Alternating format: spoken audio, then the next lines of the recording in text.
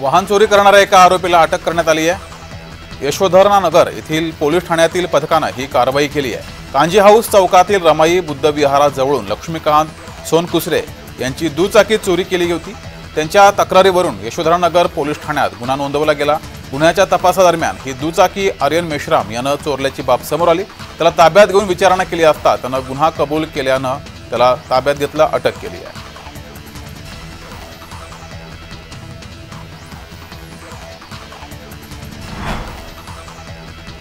सांगली येथे सासनकाठीचा सोहळा पार पडला। आटपाडी तालुक्यातील खरसुंडीमधील श्री सिद्धनाथाचा सासनकाठी सोहळा गुलालाच्या उधळींमध्ये आणि लाखो भाविकांच्या उपस्थितीमध्ये पार पडला।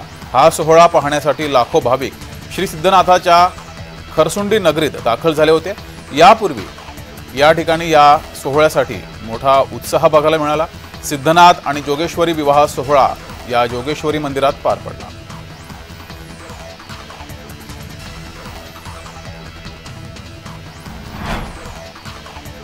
नाशिक येथील नांदूर मध्यमेश्वर या अभयारण्यामध्ये आग लागली आणि या आगीमध्ये शेतकऱ्याच्या शेताचं मोठं नुकसान झालंय।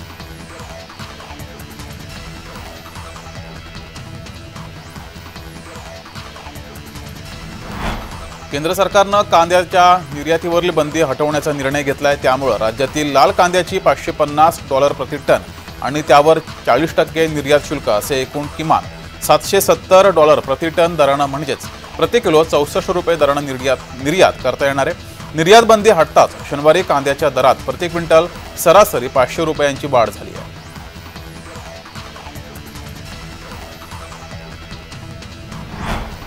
लोकसभा निवडणुकीत मतदानाचा टक्का वाढवण्यासाठी प्रशासनाकडून विविध पातळीवर प्रयत्न सुरू असून शनिवारी मतदार गृहभेट कार्यक्रमाअंतर्गत जिल्हा परिषदेच्या 2000 अधिकारी कर्मचाऱ्यांनी 1 लाख कुटुंबांना भेट दिली। या माध्यमातून निवडणुकीत 100% मतदान होण्यासाठी जनजागृती करण्यात आली।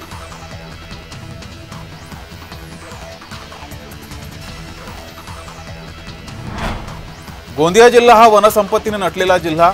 जिल्ह्यातील 8ही तालुक्यातील परिसरातील बहुतेक गावे नागझिरा अभयारण्याला लागून आहेत। या अभयारण्यातील वन्य प्राणी आता पाण्याच्या शोधात जंगल सोडून गावांकडे येत आहेत। नागझिरा अभयारण्य परिसरातील सलंगटोला, बक्कीटोला, मुंडीपार अशी बहुतेक लहान मोठी गावे जंगलाला लागून आहेत। त्यामुळे वन्य प्राण्यांचा कळप पाण्याच्या शोधात गावाशेजारी मोठ्या प्रमाणात दिसून येतोय।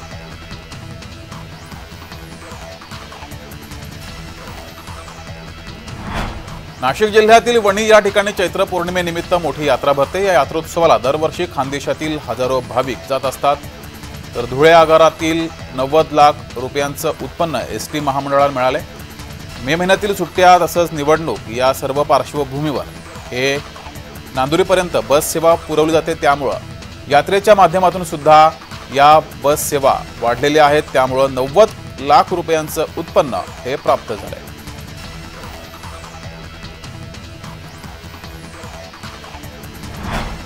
छत्रपती संभाजीनगरमध्ये पावसाळ्यात कुठलीही दुर्घटना होऊ नये म्हणून महापालिकेनं शहरातील धोकादायक इमारतींना नोटिसा बजावण्याचं काम सुरू केलंय।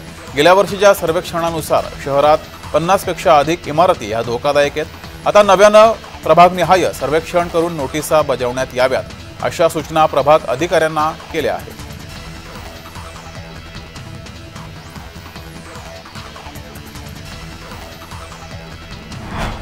अंगावर झाड कोसळून मृत्यू झाल्यास आर्थिक मदत देण्याचं धोरण निश्चित करण्याचे आदेश तत्कालीन पालिका आयुक्त प्रवीण परदेशी यांनी दिले होते। मात्र गेल्या 6 वर्षात हे धोरण कागदावरच राहिलं।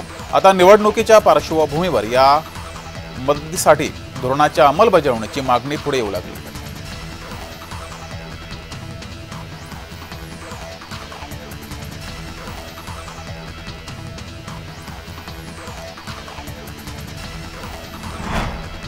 मुंबईमध्ये लोकल आणि रेल्वे स्थानक परिसरात गर्दुल्यांचं प्रमाण हे वाढलेलं आहे। त्यांचे प्रवाशांवरील हल्ले सुद्धा वाढलेत। त्यामुळे या गर्दुल्यांवर कारवाई करण्याची मागणी केली जाते। मात्र कायद्यानंच रेल्वे पोलिसांचे हात बांधले गेल्यानं गर्दुल्यांवर कारवाई करताना अडथळे येत आहेत। भारतीय रेल्वे कायद्यातील 144B हे कलम फौजदारी प्रकरणातून वगळल्यानं गर्दुल्यांवरील कारवाईचा पेच निर्माण झालाय।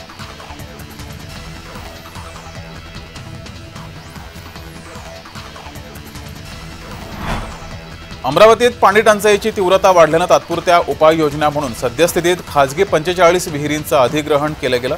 जवळपास 11 गावात 8 टँकरद्वारे पाणी पुरवठा करून तहान भागवली जाते आहे। सर्वाधिक पाणी टंचाई मेळघाटमध्ये आहे।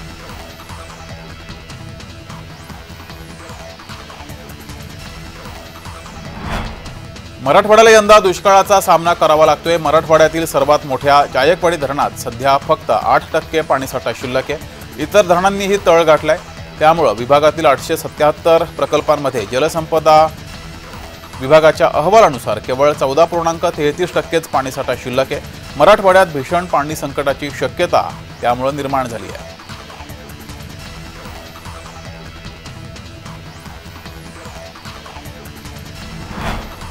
पुण्यामध्ये कोयता गँगनं पुन्हा राडा घालायला सुरुवात केली आहे। गुलटेकडी परिसरात दहशत माजवण्याचा प्रयत्न कोयता गँगनं केलाय। पुणे पोलिसांकडून आरोपींचा शोध सुरू आहे।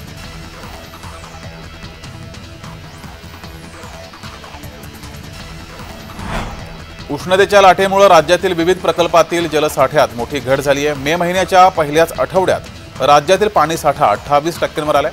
त्यामुळे सध्या 2344 गावांना टँकरद्वारे पाणी पुरवठा होतोय। उन्हाचा तडाखा असाच राहिल्यास पाणी पुरवठ्याची स्थिती आणखी चिंताजनक होणार आहे।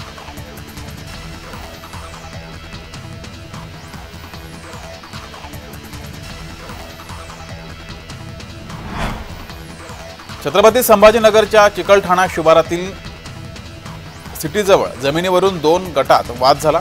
यात जमावानं जेसीबीच्या सहाय्यानं बांधकामाची तोडफोड करून मजुरांच्या 8 दुचाकी पेटवून दिल्या। या जागेवरून त्यांचा काही लोकांसोबत वाद सुरू असून हे प्रकरण न्यायप्रविष्ट आहे। 60 ते 70 जणांच्या जमावानं हा राडा घातला।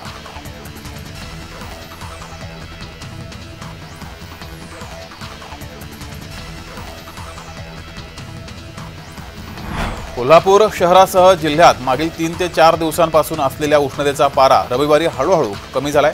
सलग दुसऱ्या दिवशी शहरातील पारा 39 अंशाच्या खाली गेलाय।